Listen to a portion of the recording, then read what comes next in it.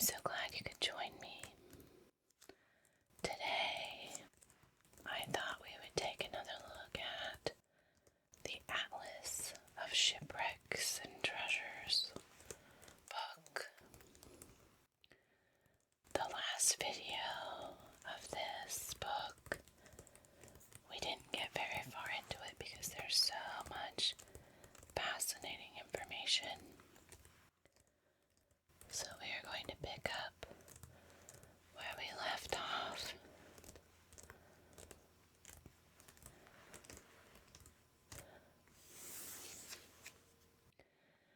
The Atlas of Shipwrecks and Treasure, the history, location, and treasures of ships lost at sea by Nigel Pickford.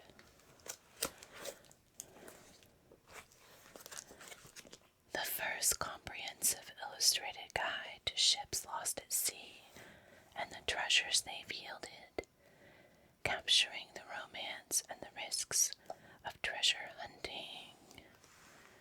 Ooh, romance and risk.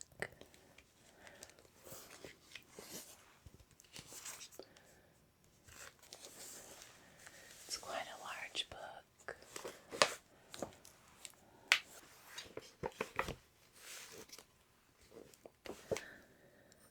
Portuguese.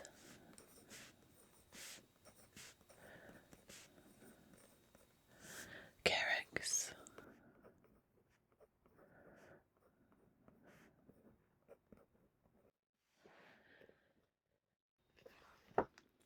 In 1498, the Portuguese navigator Vasco da Gama reached India via the Cape of Good Hope.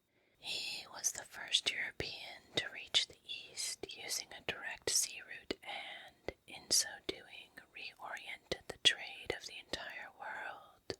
Until then, Venice had dominated trade with the East, using a combination of land and sea routes to bring coveted Oriental wares back to Europe.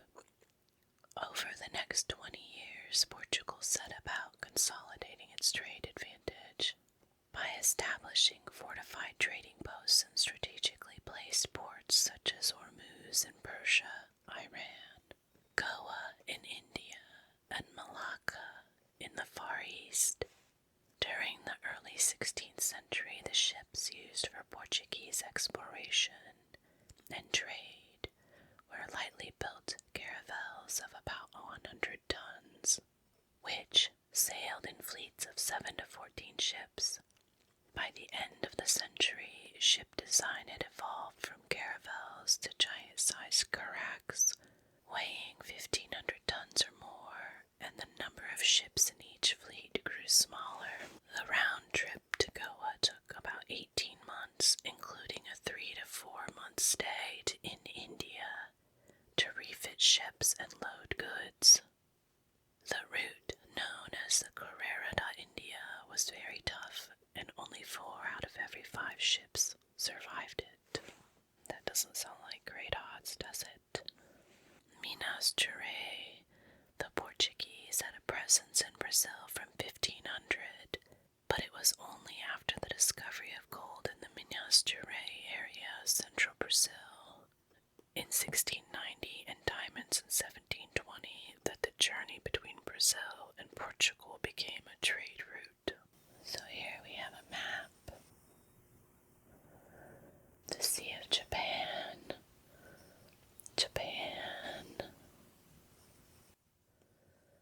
Around. Here's Ming, China.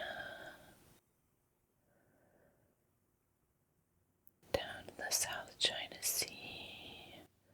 Siam, Thailand. Sumatra.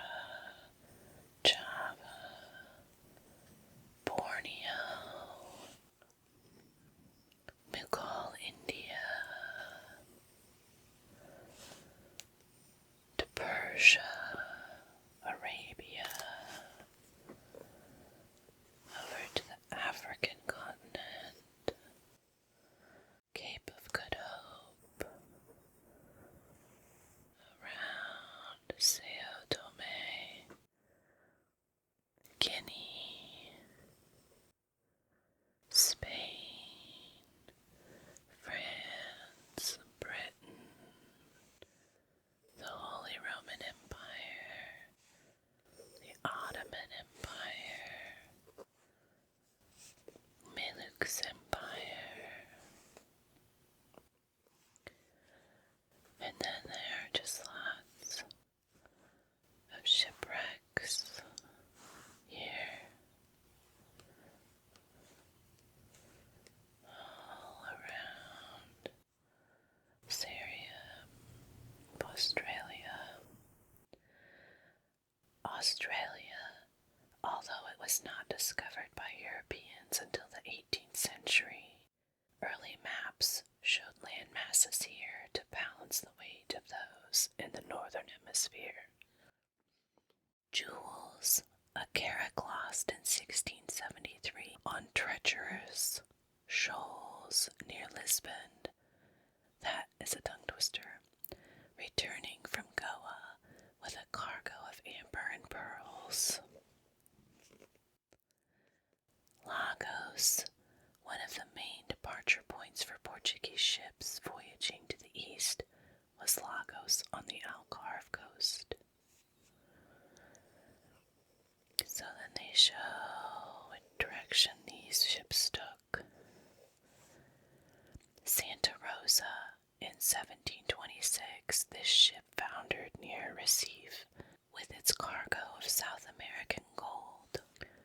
Doldrums, the outward route from Portugal to the east, veered toward Brazil to avoid being trapped in the doldrums, an area of such calm that it would add months to a voyage.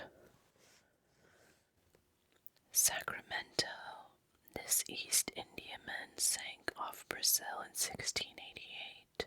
Brass cannons, majolica plates, and religious items have been recovered. Flamengo, returning from India in 1559, the ship wrecked on Sao Tome after weathering storms off the Cape of Good Hope. Santo Alberto, this overloaded East Indiaman set out from Cochin, India, in 1593. It wrecked near land, so its gold, silver, and crystal rosaries were salvaged.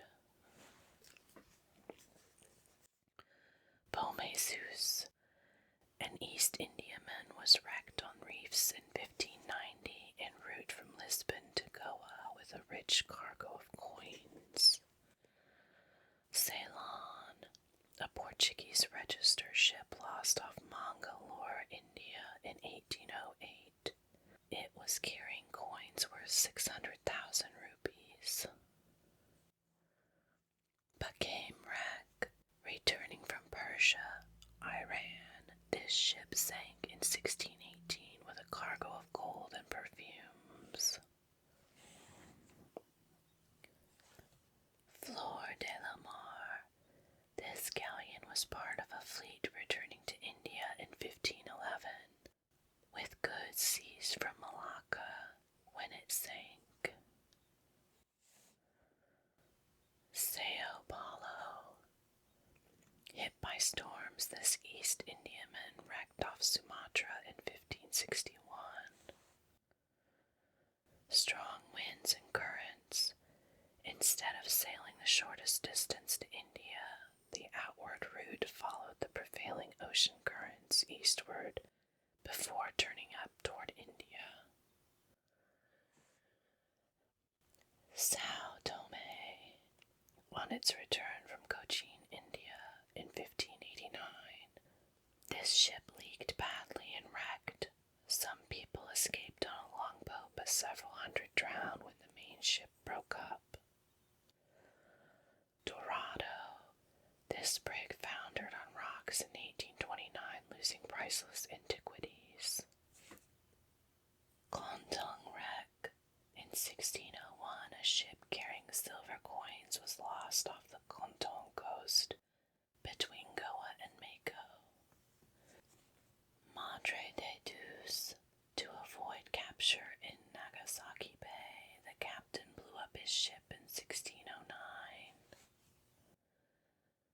Pradas Reef wreck, traveling from Manila to Macau, the ship foundered with a cargo of amber, musk, pearls, and precious stones.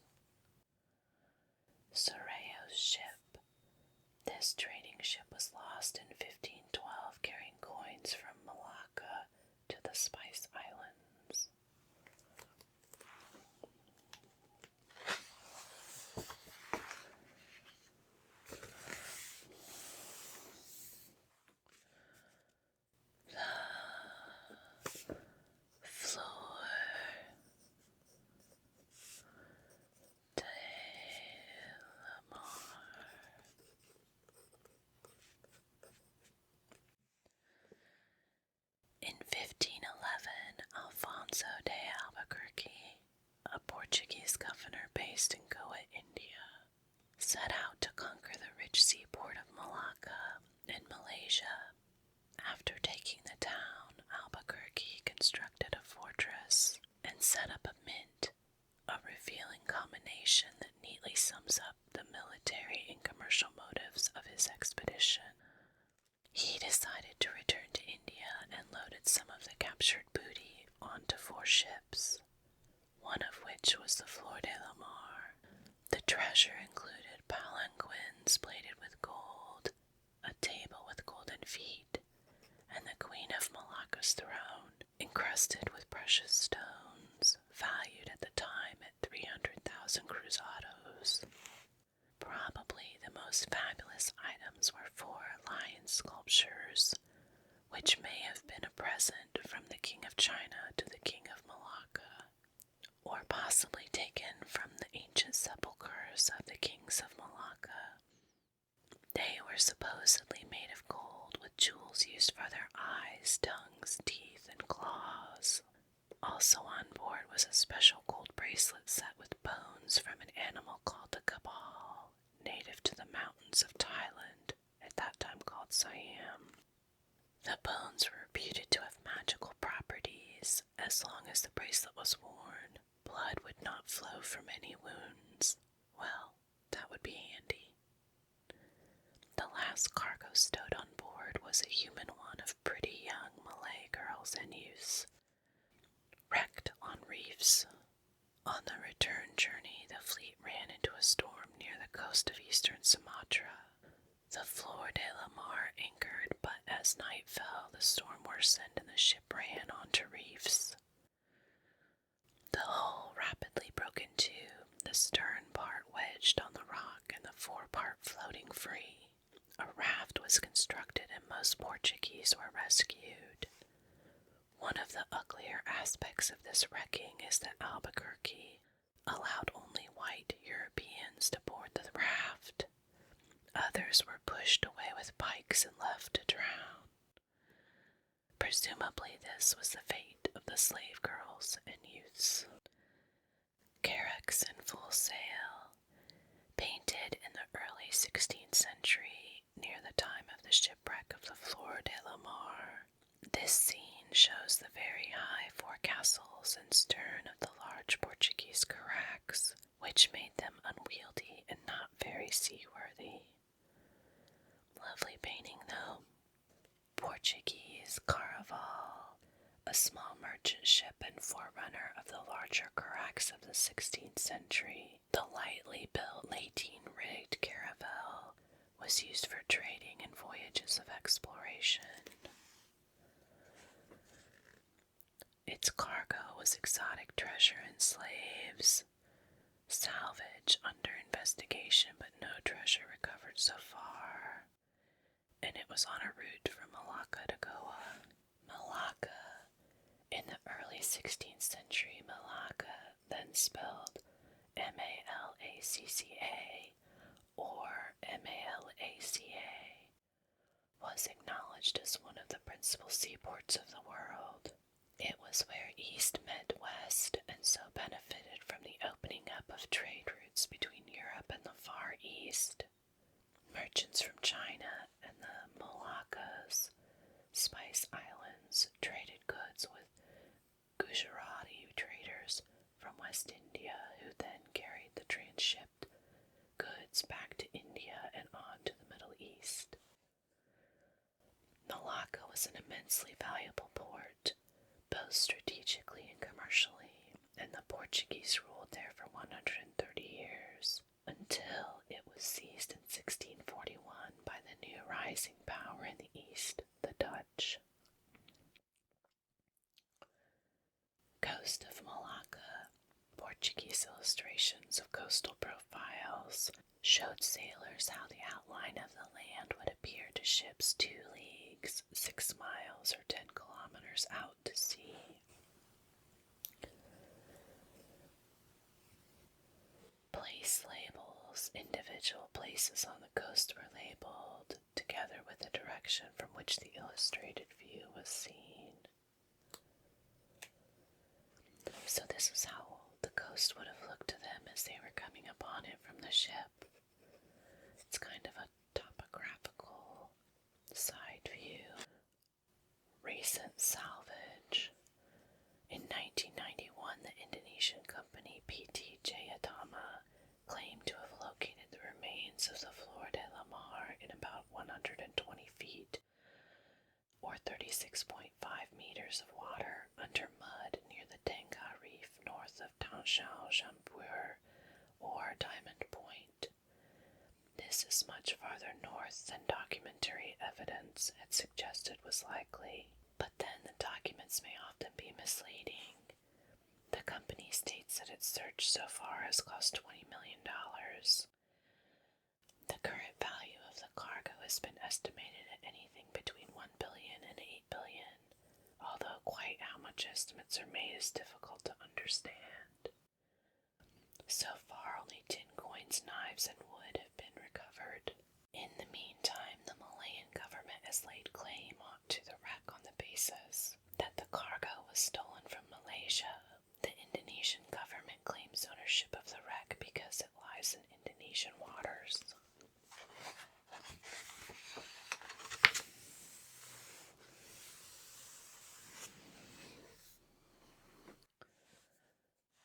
Here's an amazing map. Wall map of Asia, 1673. This ornate chart produced by mapmaker G. Blau is titled A New and Accurate Map of the Whole of Asia.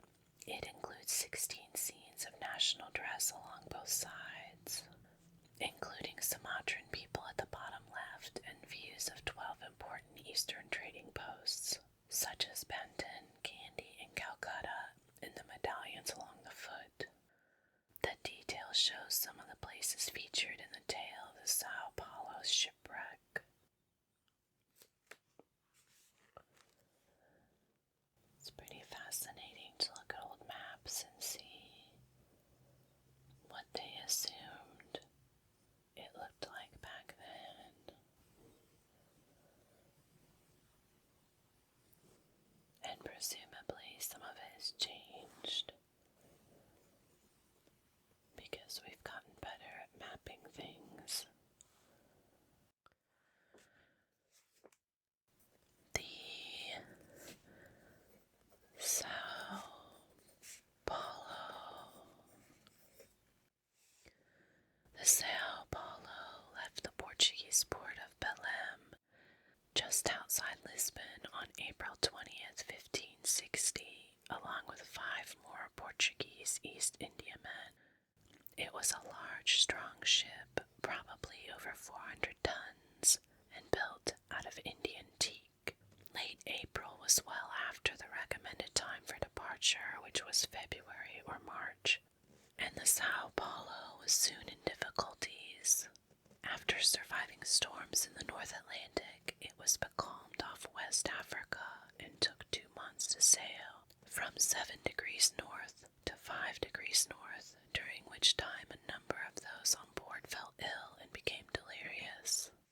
Following a good rest in Salvador, known then as the Bay of All Saints in Brazil, the Sao Paulo set sail for the Cape of Good Hope.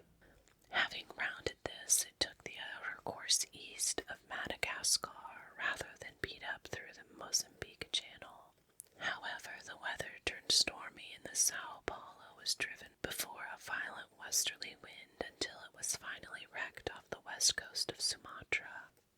The luckless pilot took much of the blame for this disaster. One contemporary account describing him as a fool, obsessed with decorated charts and gilded astrolabes. The Sao Paulo drifted into a small, uninhabited island near the equator on January 21st, 1561. The landscape was marshy, steaming, thickly wooded, and terrifying. Marooned on an island. To begin with, everything went well. The castaways ate and drank whatever was washed ashore or could be salvaged. Their fare included the best muscatel wines, cheeses, and olives. Well, at least they ate well for a while. They reconnoitered the island, which was about 3 miles or 5 kilometers in circumference, and close to the Sumatran mainland. They built a camp and a chapel, and roofed their huts with palm leaves, which proved more effective against the rain than the Arras tapestries and Flanders cloth they had saved from the shipwreck. They used those instead to decorate the chapel. The island proved to be full of apes that stole their food. The shipwrecked sailors shot a few, but their flesh was very unpalatable. The apes, however, were a minor problem. Before long, some of the Portuguese fell sick and died, while others were captured and eaten by natives from a larger island nearby who had rejected friendly gestures and gifts. Well, that's horrible. Oh my goodness. Nothing like surviving a shipwreck and then meeting cannibals. Escape plans. The survivors set about building a large boat from the remains of the ship's longboat, enlarging the skiff and constructing another small boat. The large boat meant to carry about 260 people, and the other 2 boats were to carry the remaining 70. They showed great ingenuity in making these boats, building a smithy and creating saws out of swords. 2 months later, the boats were ready, but it became clear on the voyage to Sumatra that the longboat was overcrowded, mainly because some merchants had stowed large quantities of goods aboard. When it reached Sumatra, over half the occupants were tricked by the captain into disembarking, leaving 172 people, including children and many of the sick, to make their way on land. The abandoned people set out along the Sumatran west coast, carrying a banner of holy relics at the front and priests bringing up the rear with a crucifix. Dump off the priests. A change of fortune. Meanwhile, those in the boats had surprised a large junk on the seas, which they managed to capture after a fierce struggle. Now that the Portuguese had a boat large enough to take all of the survivors, they returned to fetch those who were still trekking along the coast. Oh my goodness. Can you imagine being the people walking along the coast and seeing the boat come to get you? I'm not sure whether I'd be angry or elated. The latter had recently had the good fortune to kill a crocodile over 15 feet, 4 meters long, the roasted flesh of which was claimed to be very good. The reunited group set off, sailing in a westerly direction until they came to the Meningabo River, about 3 degrees below the equator, where they met some apparently friendly natives who persuaded them to go up the river to meet the local king. This does not bode well, I don't think. When the king arrived, he was presented with textiles, crystal glass goblets, and a very valuable mirror. The Sao Paulo survivors appeared to have been remarkably careless of their own safety at this point. Not only did they allow themselves to be trapped up the entrance to the river, they also ignored the large number of armed natives who were continually arriving in canoes, as well as the covetous attitude of the king toward their armaments. Instead, they indulged themselves in eating and drinking.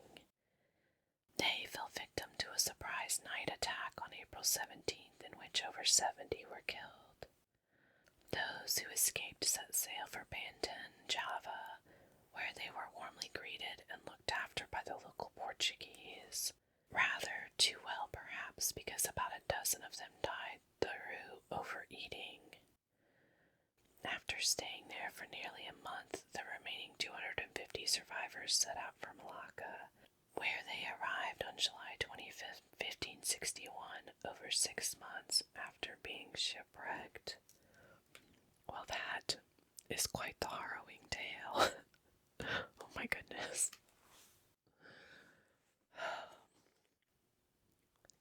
Sickness at sea. Portuguese ships that underwent the round trip from Lisbon to India and back again traveled on what was considered the toughest and most grueling route of the time. Conditions on the ships were often overcrowded and unhygienic, with up to 800 people aboard on the outbound route. Disease was rife, particularly typhus and dysentery. Food and drink were of poor quality and frequently in limited supply. It was not unusual for half the crew and passengers to have died before reaching their destination. My goodness. So here is a portable medicine chest filled with things that at that time they could use. Emetics to induce vomiting, antispasmodics, and opium for painkilling. Donna Francisca, one of the most distinguished passengers on board, Donna Francisca was widely regarded as one of the great beauties of her age. She survived the wreck and the arduous trek along the Sumatran coast, only to be captured in the raid by the armed natives on the night of April 17th. She was never seen or heard of again. The Portuguese presumed she'd been taken to join the king's harem, and that this had been a prime motive for the attack. The Dorado.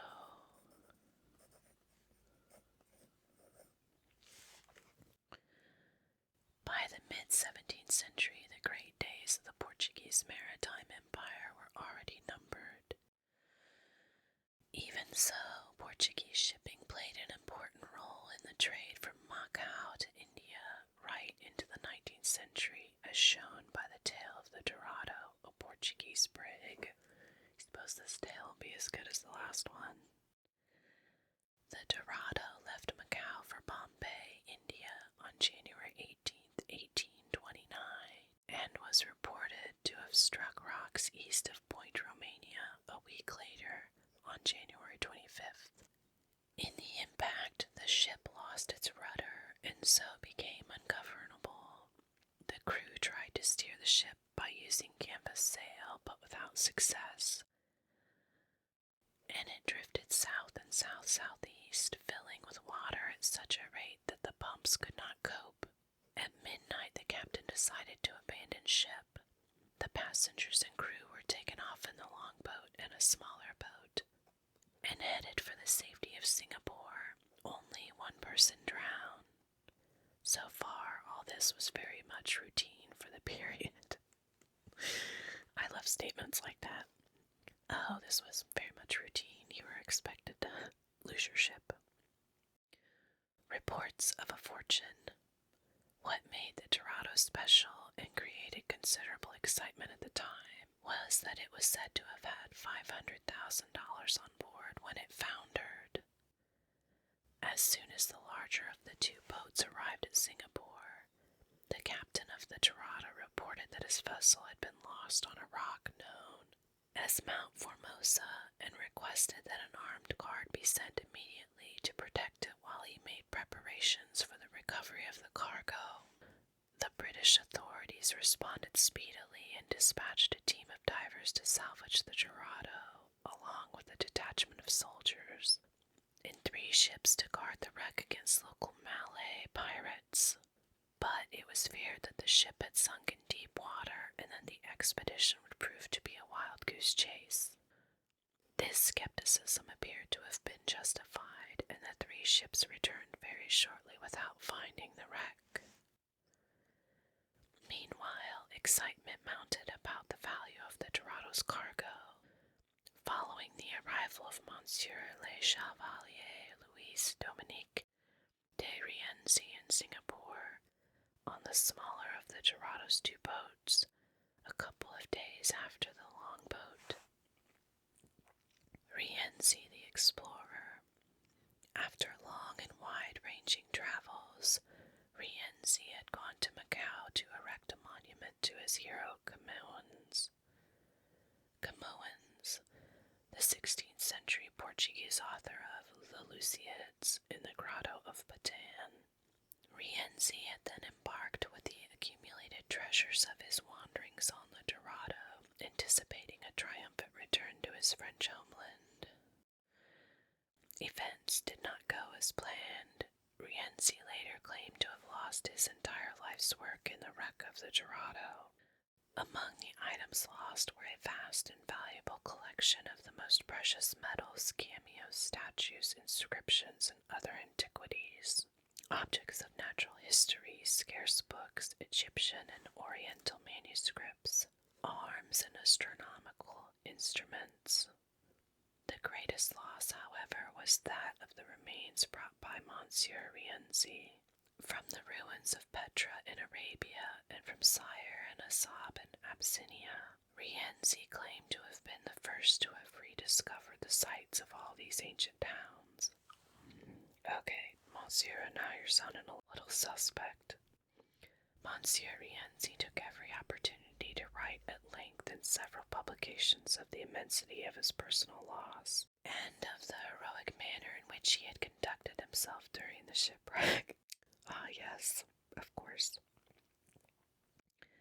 He talked of saving his best friend, who was unable to swim, as well as rescuing his pet dog. Oh my goodness. Rienzi also described in grandiloquent language his sufferings from his thirst and heat during the voyage back to Singapore. If Rienzi is to be believed, it was only his intervention that prevented some of the ship's crew putting off early in the last remaining boat, which would have left several passengers still stranded on board the Dorado. Oh my goodness. What a self-grandizing hero. Unfortunately, no other source survives either to corroborate or to refute these highly extravagant stories of heroism and valor. Modesty was clearly not a dominant character trait of Monsieur Rienzi. That's hysterical. Well, he is an early self-promoter, which is very common nowadays, isn't it? Discovery and salvage. The three ships first sent out from Singapore might not have been able to locate the wreck of the Dorado, but the wreck very shortly turned up off the island of Patan. Colonel Alout, the local Dutch commander, promptly wrote a letter on February 1st to the British governor in Singapore, K. Murchison, in which he referred to the discovery of the wreck and requested further information about the cargo. On February 3rd, Murchison answered, I have the honor to state in reply that the treasure on board the Dorado has been represented to amount to $500,000, and there can be no doubt that the captain of the Dorado will gladly reimburse you for any expenses incurred in the attempt to save his property. Subsequent salvage operations apparently met with no success. 3 months later, Rienzi had given up hope of salvaging a significant amount of his property. All that the divers had managed to retrieve were a few trifling items, a silver statue, a bronze inscription, a box with some papers, and one or two other miscellaneous objects. As for the $500,000 belonging to the captain, there's no mention of any of this being recovered. From the various accounts of the wreck, it appears that the Dorado was probably not wrecked off Point Romania after all, but had hit the rocks of Pedra Branca and then drifted south and south-southeast to end up on the coast of Patan. In late January, the northeast monsoon would have been at its strongest, and accidents of this nature on Pedra Branca were common. Pedra Branca was so called because it appeared perfectly white, owing to the droppings of the sea birds that frequented it. 1847, the Horsborough Lighthouse, named after the English East India Company's hydrographer James Horsborough, was built on these rocks in an attempt to reduce the colossal loss of shipping in this area. Monsieur Rienzi. Oh yes, let's learn more about this amazing person. Rienzi was a self-styled explorer, revolutionary soldier, poet, tragedian, archaeologist, and intellectual polymath, very much in the Byronic style. Indeed, he claimed that his epic poem, Bard Voyager, was an influence upon Byron's Childe Harold. He also claimed to be the only living descendant of Cola Cabrino di Rienzi, who had been a Roman tribune, an official in the ancient Roman Empire, and a revolutionary. Rienzi was born in the momentous year of 1789, the start of the French Revolution. He fought at Wagram in 1809, became mixed up in the conspiracy of Malay in 1812, and fled to the United States, traveling in Mexico and the Caribbean.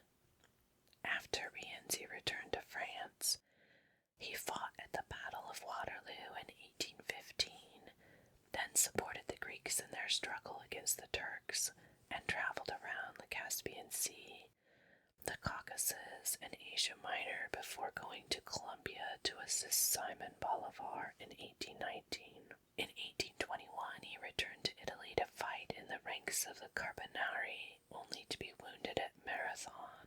Explorations of Egypt, Abyssinia, and the Sudan preceded his ill-fated travels in China and the Far East.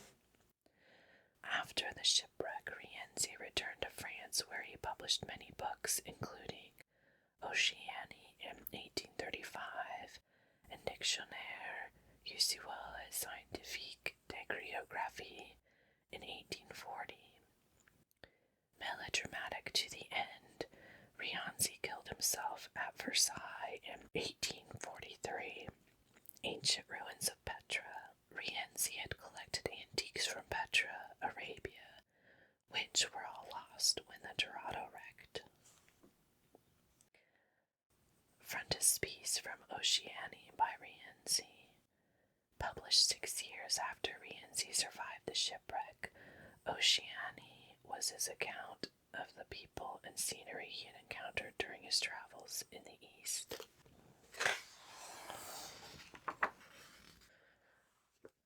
The Armada.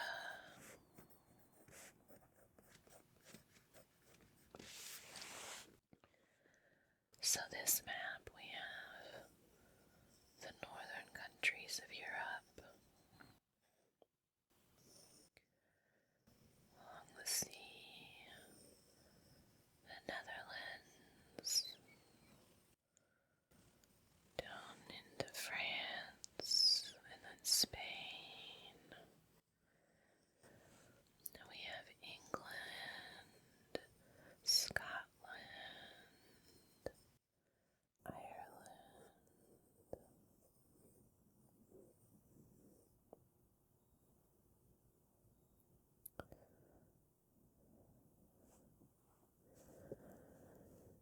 in 1588, King Philip II of Spain launched a naval attack upon Queen Elizabeth I of England.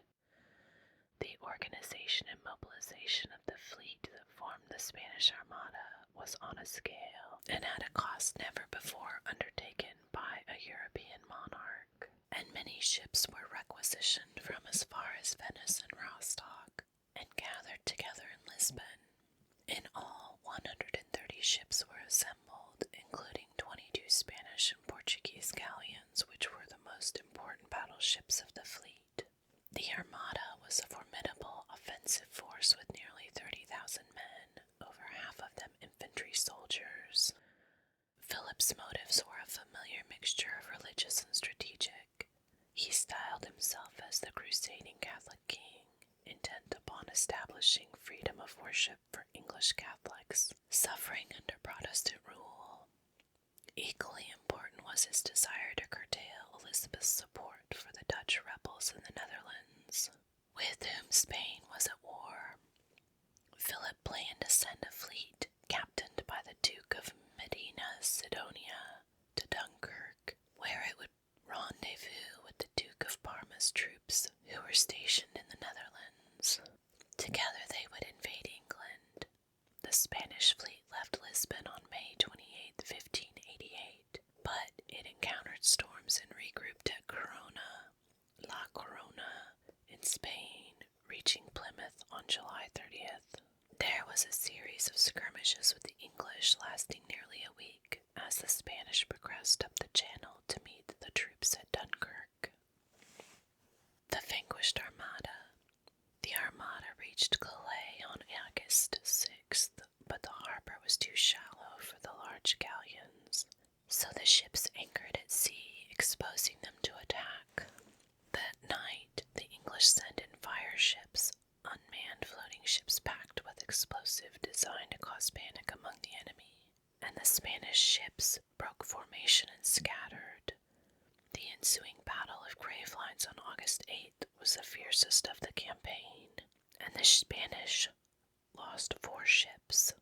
The Spanish Armada was far from defeated, but the Duke of Parma's troops were not ready to embark, so invasion was impossible. Then, because of fierce gales from the south, the Armada could not retreat along the channel and instead had to return to Spain by taking the long northern route via Scotland and Ireland. During August and September, the fleet encountered an appalling series of storms in the Atlantic, which dispersed them over a wide area and destroyed nearly half of the ships. Most were lost on rocks off Ireland, although many escaped this fate and eventually reached the haven of the northern Spanish ports. Thousands of the original invasion force died during the return journey. So, in northern Europe, we have the El Gran Griffon. Battered by storms off Ireland, this ship was driven back to the Shetlands. It was recently excavated. And this book is from 1994. So the recent excavation was in the early 1990s. San Philippe. This galleon drifted into Newport Banks off Flanders after a battle in the English Channel. English back off. Around latitude 56 degrees north, the English ships stopped their pursuit of the Spanish Armada and returned south.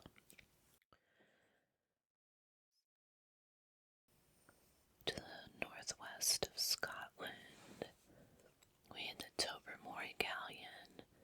This large galleon, said to be carrying treasure, blew up while sheltering in a Scottish harbor. La Garona. This galleass struck rocks off Ireland and sank, along with over 1,000 men and a very rich cargo. La Trinidad Valenciera. This converted grain ship lies in shallow water. La Rada and Coronado lost off Western Ireland and had many wealthy passengers on board and was pillaged by locals at the time of loss. Santa Maria de la Rosa, a galleon wrecked on a reef with Prince de Escoli, son of Philip II, on board. Looks like we have Isle of Wight, Plymouth, and Lizard Point, San Pedro Mare. This 580-ton hospital ship sank near Plymouth, England, and was plundered at the time of loss. La Urca Doncella, foundered in Santander Harbor, Spain, after weathering storms in the Atlantic. So we have Portugal and Spain. Point of departure. In 1580, Philip II of Spain conquered Portugal, and so 8 years later was able to use Lisbon as his initial base for assembling ships from afar to make up his great Spanish Armada.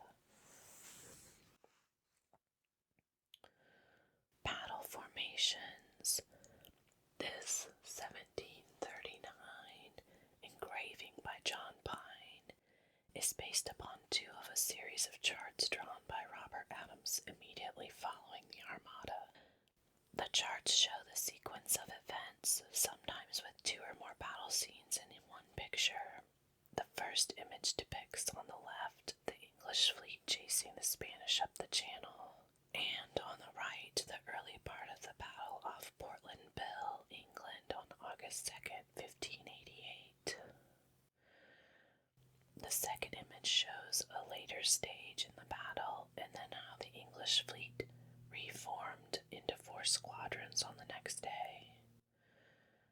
The decorated border shows Sir Francis Drake distributing spoils of war to his officers and sailors. So here is the first and the second, and then here's Sir Francis Drake giving out the spoils of war.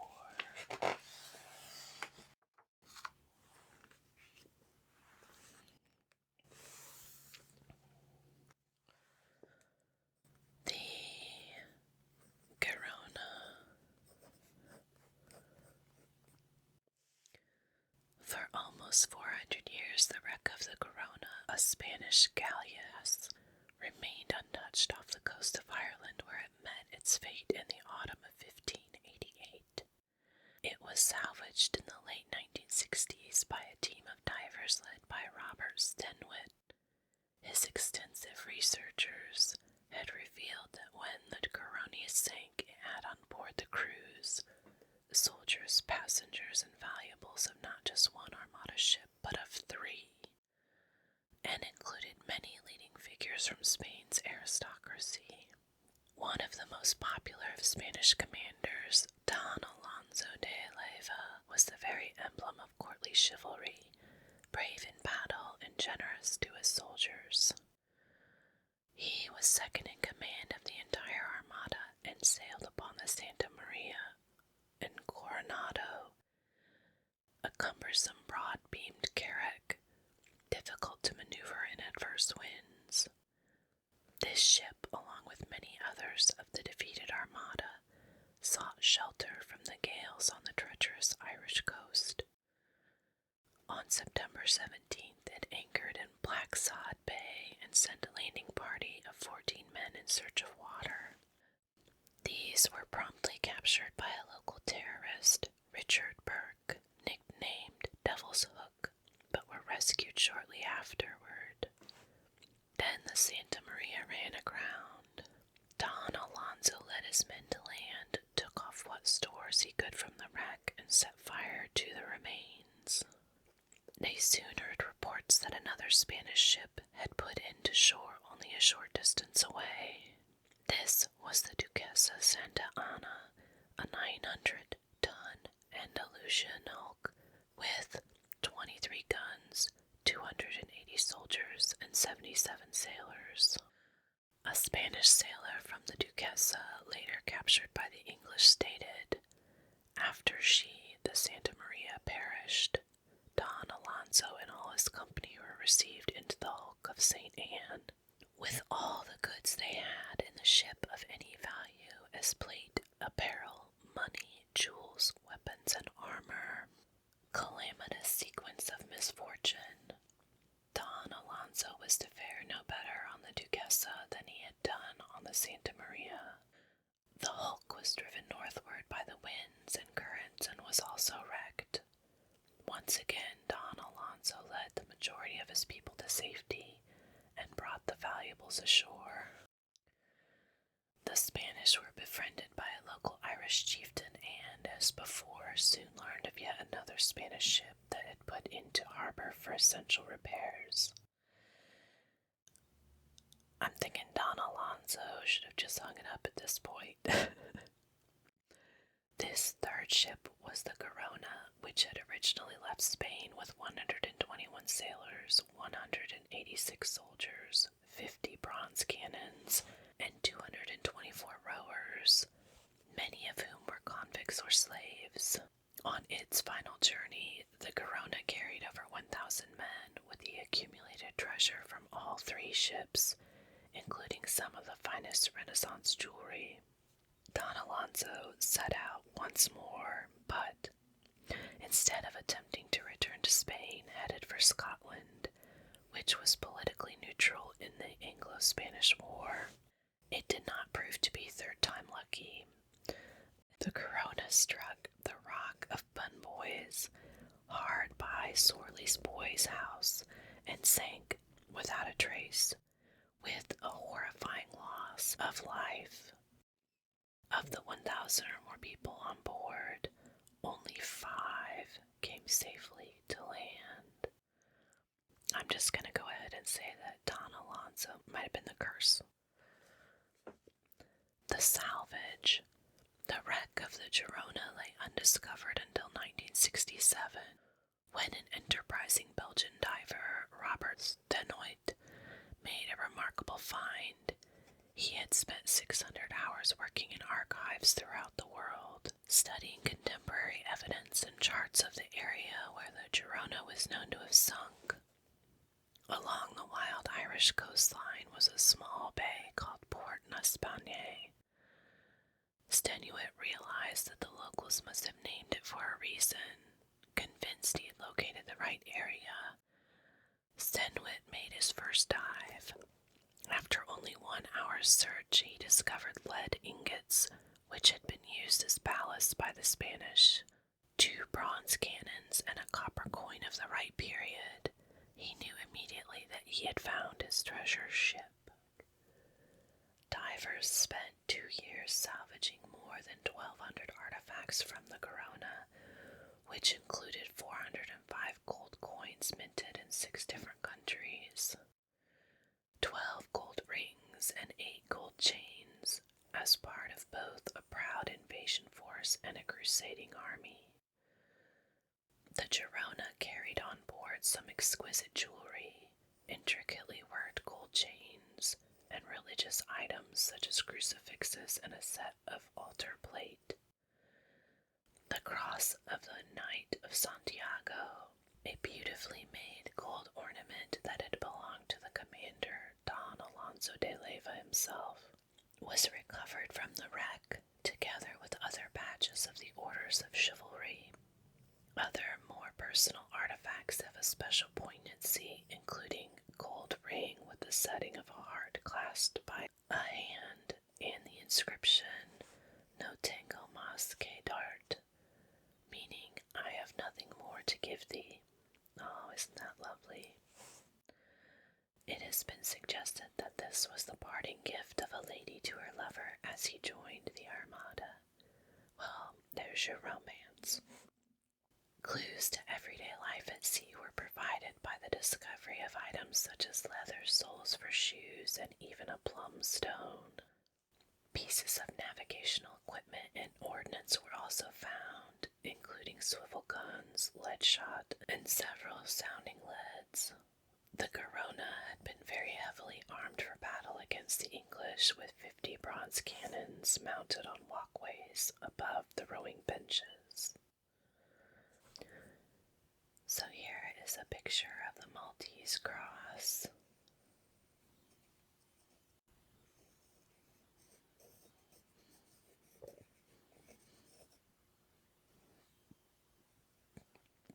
Part of it's broken there, but still slightly attached. This is fascinating. A ruby-studded salamander pendant, which still had 3 rubies in it. You can see missing. There's 1, 2, 3, 4, 5, 6. That would have been a stunning thing to have on your cloak or blouse. The salamander has these little wings, kind of like a dragon. Its little back legs are almost fin-like, and then a curling tail. And then a gold escudo coin, the cross in the center. After the defeat, this contemporary map shows the route taken by the Armada around the coasts of Scotland and Ireland. Before heading back to Spain, the defeated ships negotiated unfamiliar and treacherous waters with inaccurate maps and encountered appalling storms. Some completed the journey, but up to 11,000 men and over 30 ships perished before the fleet reached Spain. Here we have the fancy Spanish ship, the galleass. It's kind of a curved bottom, goes all the way back, and then just absolutely littered with cannons all along the side. And we have all these flags and banners, identification of the Spanish flags.